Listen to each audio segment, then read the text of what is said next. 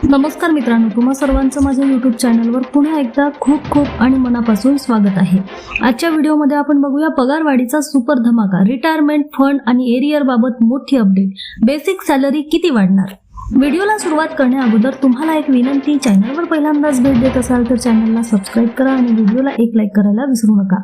चला तर मग सुरू करूया आजच्या व्हिडिओला। केंद्रीय कर्मचारी आणि पेन्शनधारकांसाठी एक अत्यंत आनंदाची बातमी समोर आलेली आहे। 8व्या वेतन आयोगाच्या अंमलबजावणीबाबत गेल्या अनेक दिवसांपासून सुरू असलेल्या चर्चांना आता नवीन वळण मिळाले। समोर आलेल्या नवीन कॅल्क्युलेशननुसार केंद्रीय कर्मचाऱ्यांच्या मूळ वेतनात मोठी वाढ होण्याचे संकेत मिळत आहे, ज्यामुळे त्यांच्या आर्थिक स्थितीत आमूलाग्र बदल होऊ शकतो। केंद्रीय कर्मचाऱ्यांसाठी 8व्या वेतन आयोगाची प्रतीक्षा आता एका रोमांचक टप्प्यावर पोहोचली।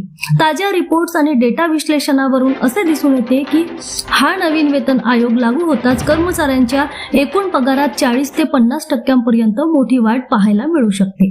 तज्ञांच्या मते यावेळचा फिटमेंट फॅक्टर 1.89 राहण्याचा अंदाज आहे।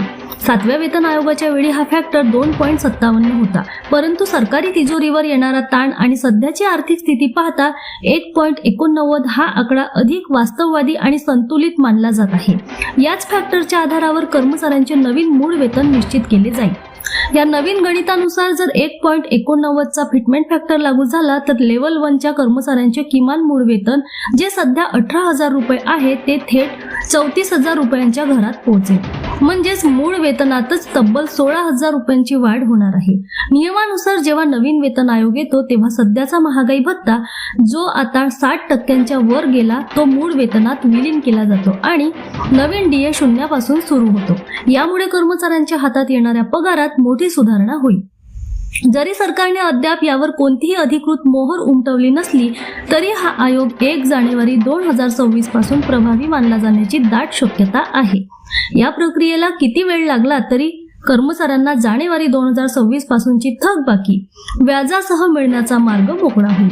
ही एक रकमी मिळणारी मोठी रक्कम कर्मचाऱ्यांसाठी भविष्यातील गुंतवणुकीसाठी एक मोठी संधी ठरणार आहे। थोडक्यात सांगायचे तर 2026 हे वर्ष सरकारी कर्मचाऱ्यांसाठी आर्थिक समृद्धीचे आणि मजबूतीचे वर्ष ठरेल, यात शंका नाही। पुन्हा भेटू एका नवीन अपडेटसह नवीन व्हिडिओमध्ये। तोपर्यंत धन्यवाद।